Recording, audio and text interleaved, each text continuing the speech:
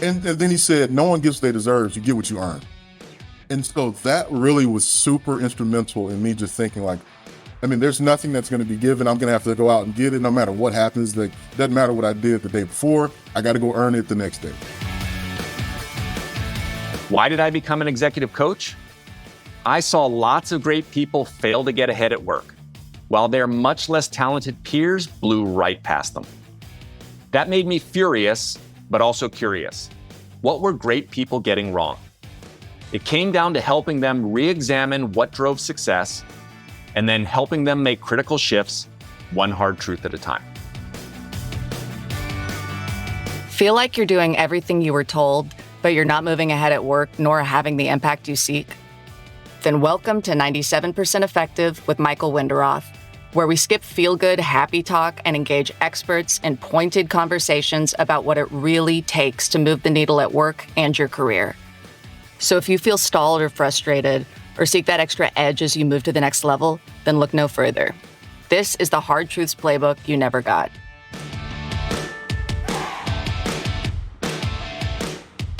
Hi, I'm Michael Wenderoth, and you're listening to 97% Effective. From a very young age, my guest today wanted to be a manager because that came with power. But he had a very specific reason, which we're going to discuss, about how he wanted to use that power.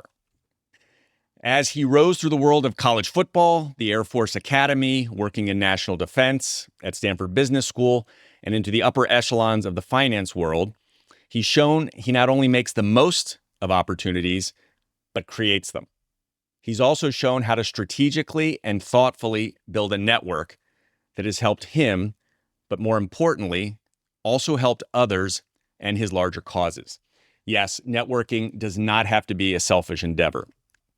My guest today is David Harris. Very excited to have him here.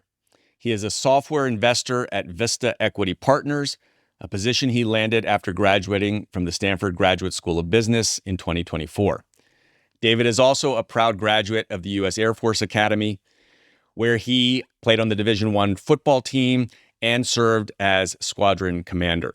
After graduating from the Air Force, David served in the U.S. National Reconnaissance Office, managing a $250 million software development portfolio, and as a program manager in supporting the development of the Department of Defense's nuclear cruise missile. His first role in finance was as a summer analyst at Pharaoh's Capital. We're going to dig back into that. And later included serving as summer associate at Blackstone in the Tactical Opportunities Group. David is a member of the Milken Institute Young Leader Circle, mentor of Management Leadership for Tomorrow, MLT, originally from Dallas, Texas, an avid Cowboys fan. While there have been some great interviews with David prior to his Stanford MBA, I'm excited to be the first, I believe, to talk with him about his new role here post-MBA as investor at Vista Equity Partners. That is a top-tier firm, if you're not familiar with them, in the private equity world, with over $100 billion in assets under management. Really want to discuss what has propelled his meteoric rise. And personally, I got to know David as he was finishing his MBA at Stanford, also where I did my MBA. His ability to connect and ability to connect immediately really impressed me. And the more we spoke, the more I wanted others, particularly those in the audience, to hear his story and insights. David, welcome to 97% Effective. Oh, thanks, Michael. I mean, this is truly an honor. I'm excited to join, for the conversation today. Just knowing how impactful you've been to so many others, and also very appreciative to be in the same breath of the previous guest. So, which is extremely high bar. So, we're really excited to be on. And yes, this is the first interview post B school, and even more excited. Awesome. Very privileged to have you. And I'm going to start on a little bit of a tough note, right? We live in times of an atmosphere, particularly in the States, incredible divisiveness, contention. And right off the bat, I saw you and I have an incredibly deep divide in our backgrounds.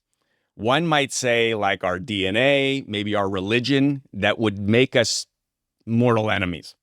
You were born a Cowboys fan. I am a diehard from Philadelphia, grew up Eagles fan. So we're not shouting at each other or dismissing each other. I just thought, could we be constructive here? And maybe you could share one complimentary thing about the Philadelphia Eagles.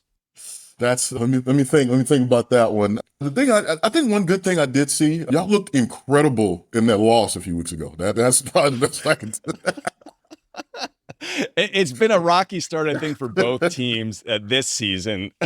No, absolutely. We're not doing too much better. But I will come back and also say that I know who I'm rooting for when they play each other. That's been pretty clear since day one for me. But if you look at my past fantasy football teams, I have definitely had a fair amount of Cowboys on there, and that's for a reason. Yeah, there we go. No, they've been really good. I mean, I will say one good thing about the Eagles also is they are incredible at drafting. I think they know what to do, which is a problem in the NFC East because y'all are so good at drafting. And they also drafted a lot of players I played against, so which was really great. Pro Bowl. The last one was the Jay Ajayi, a Pro Bowl running back. So yeah, they do a great job with that.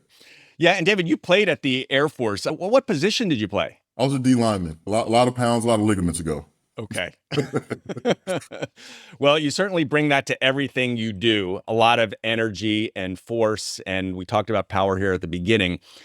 Go back to the thing I said at the very outset of the show, because I've heard this story that at age 6, at a family get together, you told the rest of the family you wanted to grow up and be a manager. Share a little bit more about that and why you said that. That's 100% true. Kind of set the stage a little bit back then. So, I mean, this is the late 90s. A lot of, division in the country just based on, racial tension. And so we have this thing that I call when we were younger called ear hustling. And so when I was younger, I would listen to, bits and pieces of conversation I shouldn't have been. And I would find out just information about my family, like, hey, there's harassment in the workplace, some discrimination in the workplace. And, there's money issues. Like, I don't know if I can pay my bill, and I'm just overhearing these things.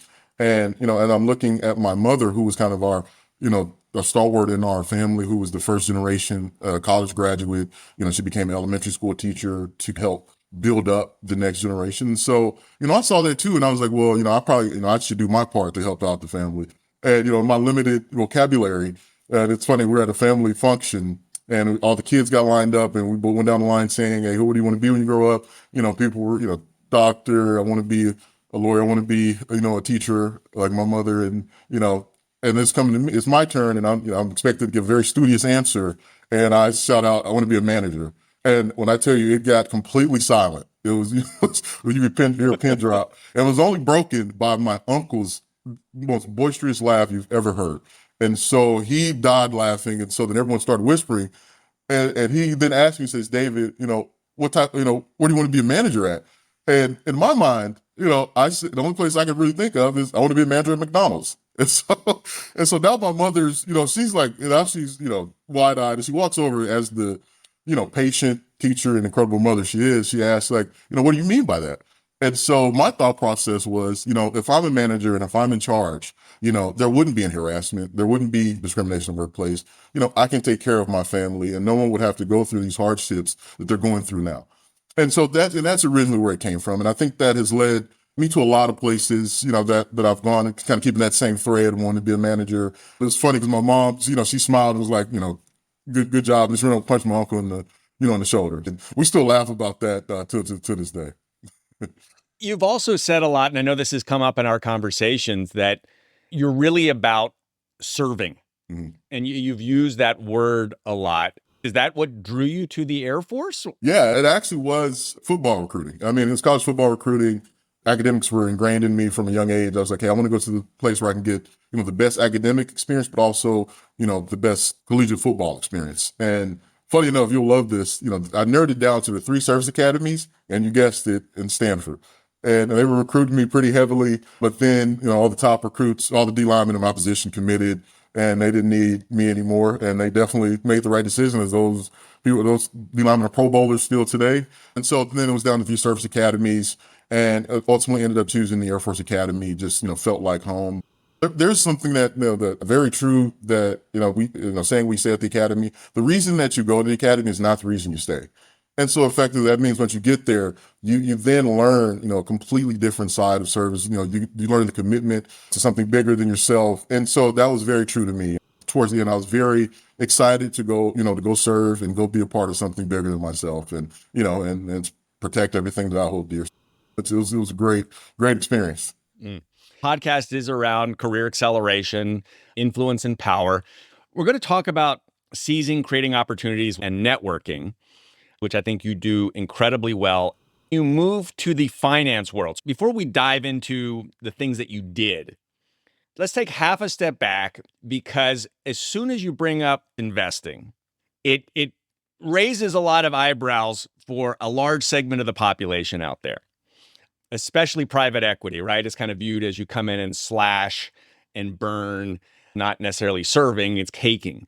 So I'd just like to get your perspectives on how you see finance and investing match and mesh with your vision of serving, because I think this is a very important point. To be completely honest, and a lot of those things are true. There are some investment strategies where that's the main way to generate return on investment. But from my experience, there's two main things that really drive me. The first one was my first internship at Pharaohs. My second week, we have a Monday morning meeting, as all firms do, and they're going through their recent investments they closed that they've been working on, a few months prior. And they were giving some of the stats where they were creating, this is a healthcare investment firm, where they were rolling up oncology practices. And so one of the things that they were very proud of is that because they rolled it up, they were able to provide access to care to thousands of people in the Midwest. I was like, hey, you actually can create impactful investments through private equity, through better management, through better partnerships. And so like that really was when the light bulb went off. Like, hey, we really can have tangible impact in people's lives. And then the second piece is the tertiary effects of private equity, where the money, originates from. And so a lot of private equity funds, or the larger ones, they raise funds through pension funds. So think about the firefighters' pension funds, police pension funds, and, ironically enough, teachers' pension funds. And so as a result, at Vista Equity Partners, who is based in Texas, we manage the Texas Teachers Retirement Fund. So in a very serendipitous circle, I'm effectively managing a piece of my mother's retirement. And so for me, that gives me great pride when, going in and investing to ensure that, she gets a few more dips on her retirement, which she always lets me know. David, first of all, I also just want to call out, thank you for very succinctly breaking down what private equity is. I know a lot of people out there may not be familiar with it. And I think this is actually something we have in common, because I think I listened to one of your podcasts when you first got to the Air Force Academy. You had no idea what some of the roles in the finance world, right, were. And that was the same for me. That was going to Stanford at business school. I was like, what is venture capital? I have no idea. I was before that out in China setting up hospitals. So very nice, succinct breakdown of what you guys do and where the money comes from and how you deploy it. So you have this light bulb that goes off when you're at the Air Force Academy that turns you on to finance and investing. Now, it's one thing to kind of just be interested in it. It's the other thing to then land not only at Pharos, but then we're going to talk about Blackstone. Then we're going to talk about, currently at Vista. Let's go back to like how you made that internship. It was only 60 days, right? But it was a very intense and important time that kind of kicked things off for you.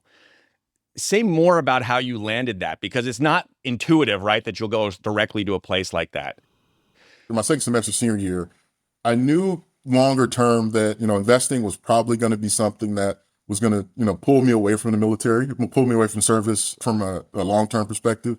And so I read a book about investment banking, but what actually, what do you actually do? Like, what's the difference between investment banking and private equity day to day? And so what I did is I made probably the worst LinkedIn profile probably anyone's ever seen. Put all the stuff on there. I mean, I'm a senior in college, so I don't have much to put on there, and just started seeing like, hey, can I find someone who has a similar background to me, who's gone through similar things, and understand like, hey, why did this draw you to it? And interesting enough, I found, one of my biggest supporters and mentors to this day, Christian Evans.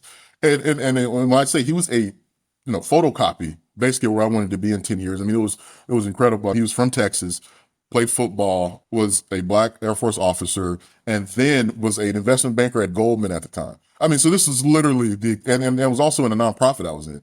I mean, this is literally the exact person that I should be talking to. And so this is like my first cold message I've sent.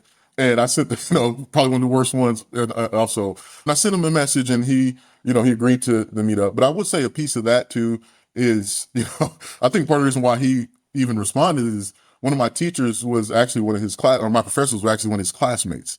And so knowing that, I like asked him like, hey, is there something funny anecdote about him? And, they had something funny and I threw that in the message and he enjoyed that. He said, how do I find that out? But, I think that was another reason why he initially spoke to me. But during the conversation, I will say the thing that really got me over the hump there is, I just came in with this mindset of just being humble and hungry. That was the thing I wanted to get across to him and just let him understand. And another thing we still laugh at to this day is, I had no idea what Goldman Sachs meant. I didn't know exactly. I just heard of it and I was like, hey, it's probably a nice place to work. And I asked him, very pointedly, I was like, hey, unabashedly, I said, is there any way, like, can you give me an internship at Goldman? And this is in January, and I'm asking I get an internship at the end of May. And he laughed, and I said, I appreciate you, the hustle, because I don't think I can get you an internship at Goldman. I mean, Goldman is one of the, premier institutions in the world, not even finance. And they give out those internships years in advance. And so for me to be asking for an internship, a few months in advance is pretty funny. But I think for him, that kind of showed, the hunger that I had. And he was, more receptive to help me.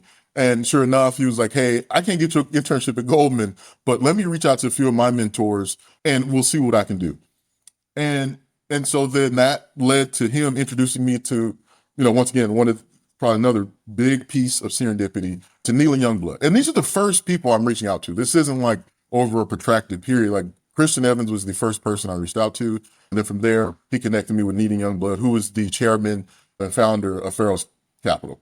And so that was even more, it was a little harder because Neelan, his nickname is the most interesting man in the world. But which you can do a whole nother podcast on that. But the thing is, there was nothing online about it. Like he was very intentional about not having an online presence back then. And so I had to literally I had to go find out what boards he was on, seeing, what institutions we were a part of, and then find people that I was, tangentially connected to, just so I can get some information about Neelan. And so that was another thing that, I was like, hey, I want to make a good impression, that I don't take this opportunity to speak with him lightly. And so I found out just a funny anecdote of how he got into private equity. And so then, within the first 5 minutes, I was like, hey, I think our reasonings to getting into, finance are very similar. And I think he resonated with that as well. I asked him too, I was like, hey, why did you, what made you help me out? I was a person that was going into the military for 5 years. You're one of the top firms in Dallas. Why did you, open up a seat for me to sit in the summer knowing I wasn't going to come back or, may not ever go into finance? And he just said, and he verbatim kind of told me, it's like, you were humble and hungry. And for those, and so then I flew down. He said, hey, like meeting you, fly down during your spring break, which I was surprised he asked me to do, and then interview. And so I flew down to Dallas and then interviewed and was fortunate enough to return later on that summer. So it was, it was an incredible experience. Humble and hungry. There's so much that's embodied in how you approached it and the things you did. What are some of the keys in that initial networking that you feel are like really important? Yeah, I think you need to do sort of, the secondary and tertiary research. I think everyone kind of gets like, hey, LinkedIn, let me see, we went to the, same alma mater, or maybe we did the same clubs, we played the same sport in undergrad. But then I think you have to take steps, lower, deeper than that to really make a good first impression, because that's the thing. You want to be memorable to these people who, get these requests all the time, every day. And so that was my thing. If I'm just memorable, maybe like that would just plant a seed that, then I could help grow. And so that was the thing. Is like, my thing was like, I got to find out something that they would just be so surprised that I knew. Just this is a random, guy from the Air Force Academy. Like, why would he know about, why I got into private equity? And why would he know about something that happened 10 years before he even got to the academy, with relation to Christian? And so that was like the thing that I stumbled upon. I was like, hey, let me just try to make myself memorable. And I think, and that just goes to the humility piece of it, just taking the extra effort to really dive deep and to find something that would make it even special. And so that led me to, like, once you do that initial LinkedIn search, now you're going to see what boards are they on, like, what professional relationships they have, what, personal things they have, what the nonprofits they support. Let's see, like, let's find who's on that board. Let's see who, they have similar interests. Okay, now I'm going to talk to them as well. And then once you get on the phone with them, then it's a, hey, nice, you introduce yourself, you have the conversation. Now it's a, hey, I'm meeting with so-and-so, next week. Was just curious, did you have any, funny anecdotes on the person? But also, can you just give them a heads up that, that I spoke to you? And once you start doing that, a few times, then it becomes you're triangulating on people. And then they're like, oh, wow, how did they already speak to, my peer at another firm? And I was like, well, now I need to hire him before, the next firm gets him. And so I will say I stumbled into it and realized, that strategy worked out, and then just kind of kept going. Mm-hmm. Yeah, massive research, right? Like what you said with the second and third, the warm intros and being ultra prepared. You've been listening to 97% Effective with your host, Executive Coach Michael Wenderoth. If this interview is making you think, make sure to share it with a friend. Now, back to our interview. I do want to ask, because you did seem to hit it out of the park, right? You said as you found someone in Christian there. I do recall you saying too, like on some of your networking, you really also worked it. In fact, at one point, like LinkedIn said, you're reaching out to too many people and they were going to shut you down. Yeah. That anecdote really struck me because it's the hungry part of the humble and hungry. What happened there, or what was the learning here? LinkedIn jail. Like if you send out too many messages or you search too many people, and like within a certain time period in a day, they will lock you out for 12 hours. And like most people even know that's a thing. But it's like, and I like to tell people, you just got to flood the market. Like as many people has to hear your story as possible. And I kind of took that to heart very early on, and was just trying to find anyone with any connection that I can kind of, build, a network to help pivot to, the finance industry. So that LinkedIn jail was not fun. So this is all about creating those opportunities. And I understand when you graduate from the Air Force, before you then go and serve, you have this kind of 60-day window. Mm-hmm. And most people will take time off, right? A breather. That's where you did your internship. Yeah. For better or for worse. I mean, it was, so the thing is actually, during those 60 days, most of the graduates go to what's called Yacht Week. And okay. So I'm seeing pictures of, people on yachts and they're having fun. And after these grueling, 4 years at the academy, and I'm sitting there, on Excel, at 8 p.m. And I'm like, wow, did I make the right decision? But I mean, no, it was, and I probably had about as much fun as I would have had, as weird as it sounds, going to Yacht Week. It was just so informative to what I really wanted to do. I've never been exposed to anything like that in my life. I've never been exposed to someone like Neelan, who I try to just emulate 1% of. And so I just learned so much about myself and what I wanted to do that, it was about as fun as I probably could have had during those 60 days. But yeah, most people, take the time off. Yeah. So during those 60 days, David, you're a sponge, you're soaking up everything you can learn about this industry. You're also learning from Neeland at the time. I understand that other things start to take root at this time. You want to just share a little bit about that? Yeah, no, I mean, now reaching out, I'm learning a little bit more. Now I'm realizing that the path to get to finance is going to be through an MBA. And so I'm realizing, well, now I need to, prep for that. But one interesting note, during that 60 days, I actually met Mike Milken. He was, of course, he's one of Neeland's friends. And so I was able to, connect with him. And then, pretty, insane now that I'm known in the Milken Institute Young Leader Circle, which I thought was, pretty interesting full circle piece. But then the plans, the seeds are planted that, hey, Reardon is, the Reardon MLT, Management Leadership for Tomorrow, are resources to help underserved minorities break into top business schools. And so I learned that Reardon had a program where you can do when you're 3+ years out from applying. And I just like, hey, let me throw my hat in the ring, see what happens, and was fortunate enough to be accepted. And it's been a great program to be a part of, an institution more so to be a part of. An MLT, same thing. That's more for like the year prior, and it's more of an admissions consultancy that review your applications. But that was one of the most influential fellowships that I've had. And then after that, there's one more called Twigo, who helps underrepresented minorities break into finance. And as I've just grown in that organization, I mean, it is just a powerhouse. And I've gotten a lot closer with Miss Twigo. I mean, she is just an incredible human being. So, I mean, it's just like those seeds all got planted during those 60 days. Cause like, hey, now I got to get to business school. How do I get there? Oh, it's through these programs, and through these programs, I kind of learned along the way. Yeah, the snowball starts to build. And you mentioned Reardon, MLT, Twigo.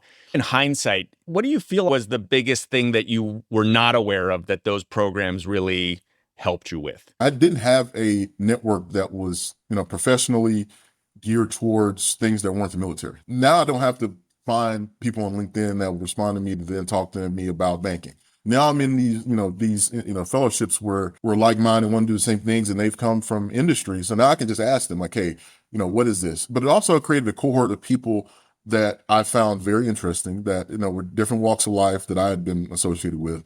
And it just became this great melting pot, honestly. You talk about Reardon, and it is mainly based in LA.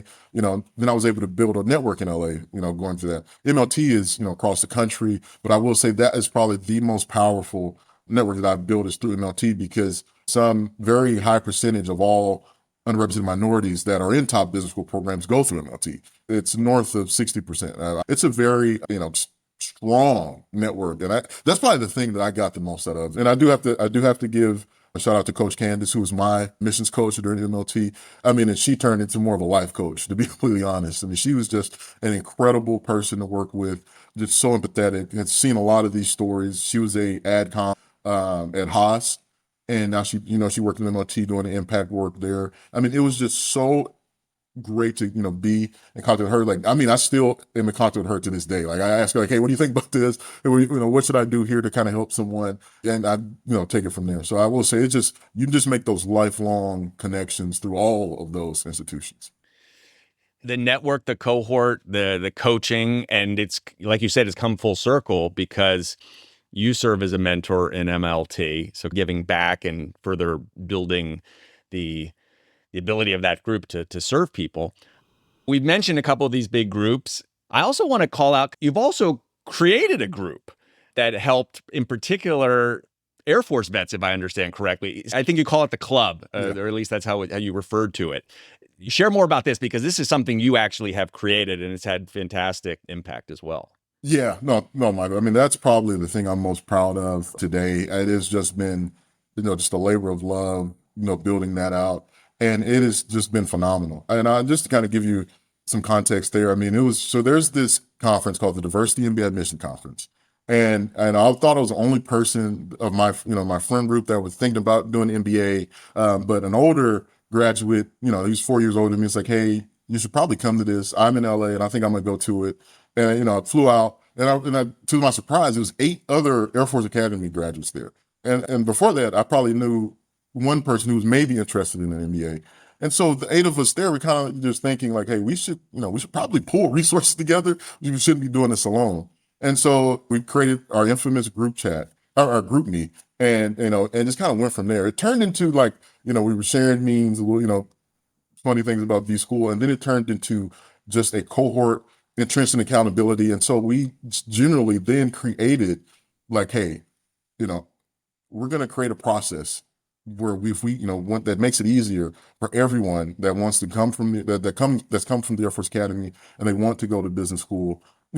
We have the process, and it was just a group of friends. So we weren't trying to be exclusive or anything, but it was just it was our friend group. And so what ended up happening is I kind of took the charge. I was like, hey, I'm going to create this process. 'Cause I'm going through this right now, and so I'm going to create this process. And then let's try it. And so we called it I called it the stratagem. And so essentially what we did, we had the first 2 people who went to B school right when we first started the club, and they went to Wharton and Columbia Business School. And so then I was like, hey, let's take some of the things that they did. I'm going to add some of my thoughts, and we're going to take some other people's things and things that I've gotten from other people I've talked to. And we created this strategy and this process where from, the time you graduate, here are the things you have to do to then ultimately end up in business school. And this runs the gamut. It isn't just like hey, we do have like, here's the resources, here how you study for the GMAT, here's who you speak to. Then we talk to like the other resources we were using. But the important thing is too, we were very adamant about, one of the Air Force's core values is excellence in all we do. Even though we're eventually going to go to business school, we're going to separate from the service. That did not deter anyone from being the best officer that they could be in their job in the military. It was like you had to be, then we get what's called stratifications, where in your paperwork every year you're ranked against your peers. And it was like, it was the norm where you had to be number one. I mean, it didn't matter what was going on. It was like, that was the standard that we, upheld, and then kind of following that core value from the Air Force. And so and we had strategies for that, even though, funny enough, all of us were in similar career fields in the military. We did have one pilot. And so it was just like strategies that we came together, like, hey, here's from, end to end, how you, effectively get to business school. And, I think the great thing about it is it ended up being very successful. We're 100% effective right now. It's been a great run. And we started about 8 people and we're up to almost 30 now. And we've gone from everywhere. I think the first cohort, like I said, was Wharton, Columbia Business School. Second cohort was 2 at Wharton. The third was Harvard Business School and Harvard Law School. And then, the next cohort was Stanford, Harvard, Wharton, and Duke. And then it just kept, and it snowballed. I mean, it's just been a phenomenal resource now, and just happy to, give back to so many of the people that that poured into me. And now we're going to try to open it up to more of the academy and ultimately try to, make it a resource for vets. But we built it out and it's been so effective. And then that's just the business school piece. And we were shooting, we didn't know what we were doing. We just kind of just shooting for the moon. And we were fortunate enough to, end up at the schools we ended up at. And we kind of got there and was like, well, if we already shot for the moon, let's try again. And so, and most of us wanted to do finance or something finance related. And we were like, hey, let's just try it. And then we were like, hey, let's build up a strategy how we can break into finance. And so that ultimately ended up us, there's 4 people who have worked at Goldman Sachs, ironically now, from the group. There's 3 people who are broken into private equity, VC, management consulting. And then I have to give one shout out to Wale Lawal, who probably has the hottest startup in my MBA year. I mean, just closed the $4.5 million seed round for Mesa Quantum. I mean, it's just been incredible run for us. We still don't really understand, like how this, took off so much, but it's been fun. And then now that we're more removed from those processes, you talk about the Reardons of the world, the MLTs, we were originally going through it, it was a stressful time applying and not knowing that we're going to get in. And so now we've built up, cachet within these institutions now. I mean, we talk about the Reardon, fellowship. So at the end of the fellowship, they give an award to the top fellow. I was fortunate enough to win it that year. And so because of that, they then asked me, hey, do you want to be on the alumni board? And so I was like, sure, that sounds like a great opportunity. Lo and behold, they then put me on the board for the Diversity MBA Admissions Conference. And then we ended up running that conference 3 years in a row. And this is the same conference the 8 of us met at. And so it turns into full circle like that. And then, the last year running it, 4 of those 8 people were on the board running the conference. I mean, it's things like that we try to do in each institution we went in. And that helped with us giving recommendations. MLT, same thing. Once a few of us get through, now we have, there's nicknames like, where are these guys from the club? Where's the Air Force, who's the Air Force crew coming through this year? And it just became, I'm a known quantum. We were a known quantity throughout these fellowships and programs that, kind of bolted us through the MBA application process. So it was like I said, it's been an incredible run and just an absolute passion project, of mine and the whole group as we've built that out. Well, it sounds like that passion project will continue and expand. And it does, to be clear. So you have to be an Air Force grad to be part of that, right? That, at least now, the way it exists. Yeah. I mean, and it's very tailored towards the Air Force. So, but, I happily, will branch out. I mean, that's kind of my thing too. If anyone from the Air Force Academy reaches out, I generally try to connect with them, same with MLT, same with Reardon, same with Twigo. So it's kind of, and we all have made the commitment to sort of do that as well. And that's another piece of, I think, why we've been, super successful, kind of alluding to the power piece of it. I mean, it's kind of twofold. We make it a priority to talk to other people, whether it's in the military or outside the military now, because one, we think like giving back to those people are, the right thing to do. And I think generally it's one of the things that gives me the most joy was when I've, been in the trenches with someone on version 17 of their essay, and then they get into their dream business school. That, that's just as good as getting a deal done to me as far as, how I feel. And then on the back end of it, actually, once again, we didn't realize this, but it has become even, valuable for us. And so like, one of the things that happened, someone reached out to me on LinkedIn, I spoke to him and we kept in touch. Come to find out, later down the line, he said, "Hey, David, I know you were interested in investing, angel investing. I actually have this deal." And so now we're getting, so things like that happen. So it's become this virtuous circle that, that just, we want to help continue and help build out the network that way as well. Yeah, that virtuous circle. You mentioned being humble and hungry. I think that's the title of this episode. You are remarkably humble. There's, Division I football, Air Force Academy, Stanford, and you work for the top management firms in the investment world. How do you stay centered here? I mean, there's lots of studies here, right? As you get power, things go to your head. You become less humble. You get disconnected. Is there anything you feel like you kind of deliberately do to keep yourself grounded and humble? I will say the people that can humble you the most are football coaches. And I say I say that with the, Say more about that. Yeah. I say there's probably three sayings that, I've learned through football that really just, hits on what point you're making. I mean, one, it's, the first one is it's never as bad as it seems. It's never as good as it seems. It's somewhere in between. And I mean, that was just something I learned early on. I thought I had a great game. I made the game winning play. And what was happening, we watched film the next day of the game and like you get graded. And so I'm feeling really good. I was like, hey, I made the game winning play. Come to find out, the only reason why the game was close is because I had messed up 2 plays before. And so when you thought like, hey, you're on this high road and you're feeling yourself, but no, you actually were, level, and then another time when we lost the game and I thought I didn't make enough plays and there was a play I thought I could have made that would have won us the game. We turned on the film. It was like, David, this is probably your best game you've had so far. It's like the only reason it was close is because how well you played. And so it's like kind of those things where like I said, it's never as bad as that keeps you kind of level just to understand like, hey, I got to go in with, an open mind to understand what exactly is going on. The second one, and this both came from my high school coach, who's now the head coach at Texas Tech right now, off to a great start.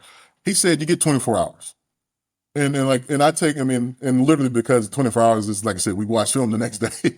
But what he meant was no matter what happened, if you broke the, record for sacks, the game, you get 24 hours to celebrate that and feel high off of it. But then after that 24 hours, it's back to work. It's back to go get another win. And the same thing with the loss, lick your wounds, feel bad for yourself for 24 hours, then you got to move on. And so I really take that to heart. Where there's any wins or losses, you kind of, you can sit in it for those 24 hours and kind of go, then you got to move on and keep going. And so that's kind of something I really took to heart. And the last one I got at the Air Force Academy from Tim Cross, who's the D-line coach at UNC right now. He was a walking quote machine. But one of the things that he really preached that I tell people all the time is, there's, as you get college, it's more, it's more intense. You think you should be getting a lot more playing time sometimes, and people get upset. And people were coming to him and talking to him like, "Hey, I deserve to play more. I deserve to be starting." Whether it was. And so he sat us down. He said, "Hey, let's get one thing straight." And he told us, he's like, "Hey, no one gets what they deserve, because if you got what you deserve, you would either be in jail or dead. If you think about everything that you've done." And then he said, "No one gets what they deserve. You get what you earn."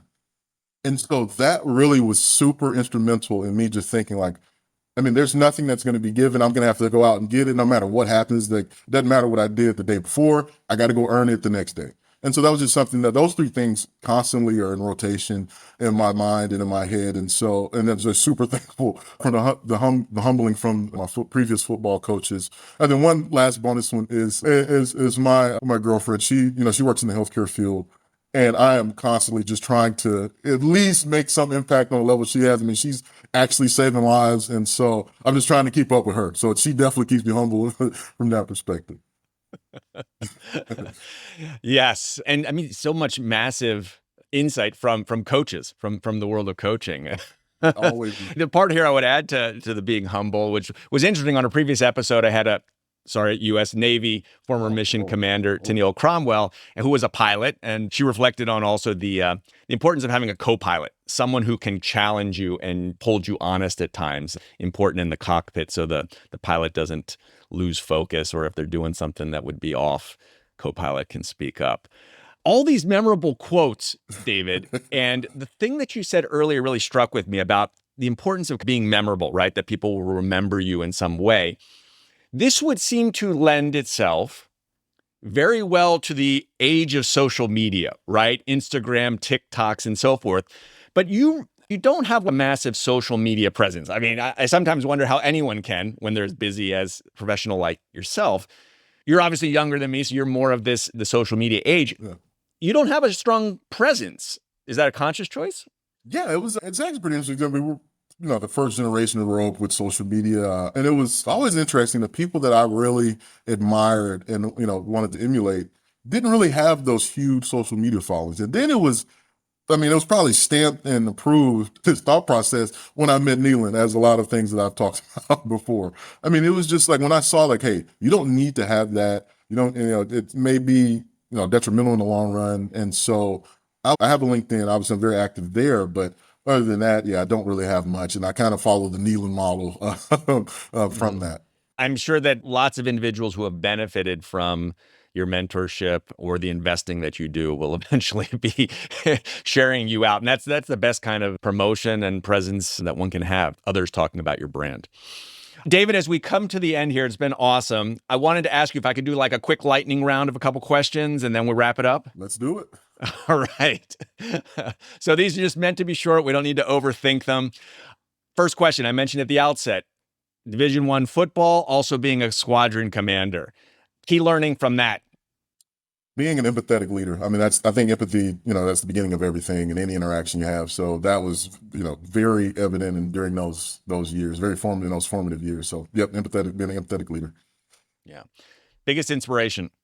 Oh, my mother. I mean, by far, just seeing her dedication to, uplifting and growing the next generation and even the people that were struggling. I mean, just seeing how the amount of work she put into it, by far, my mother. Okay. Number 3, I've heard you mention some books before. They're all business books. Top non-business book that you'd recommend? A Brief History of Time by Stephen Hawking, a curveball. It just gives you so much context to the world around you and the kind of the level of physics that aren't touched that, in the schooling you have, like such as quarks, is actually the building blocks of life, not atoms, but, either way, it's a very interesting read. 4 or 5. Top place you haven't been to yet that you want to go to? Ooh, Ghana for sure. During business school, there was a trip and I actually couldn't make it. And then it turned out to be the best trip of the entire 2 years. So I want to relive that at some point. All right. Got to get you on that one. And the last one is another thing we share in common. I heard you like to cook. Oh, yeah. You're kind of humble, but on a previous podcast, not that humble about your cooking. But what's one dish that you don't know how to make that you would love to learn? Oh, top tier nigiri. Like if I could cook, if I could do that, I would not leave my house. I would never buy any food. But, it takes decades to become a great chef, sushi chef. So probably won't be hitting those marks. Yeah, they spend a year learning how to just make the rice before they're allowed to touch anything else. Any final question here that I didn't ask that you want to just end us on and answer? Yeah, no, I think the one that, really that I always enjoy is just a little bit about my family, and I love them. And there's this internal rivalry between OU and Texas in light of the game this weekend. So my sister and my girlfriend both went to UT and are diehard Longhorn fans, but my brother played football at OU. And so the question of like, which one do you root for, given that, set of circumstances? And sorry, but I have to go with OU. He actually, he played football. So I'm a big OU fan. Go Boomer Sooner this weekend.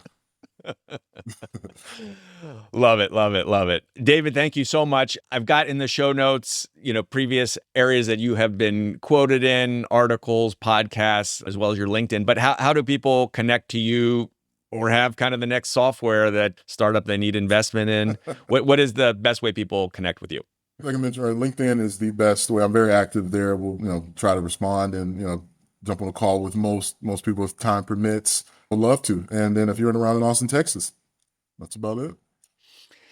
David Harris, he is here to serve, software investor at Vista Equity Partners.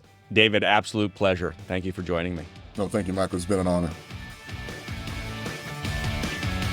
Thanks for listening to 97% Effective, where we skip happy talk and help you break through and ascend one hard truth at a time.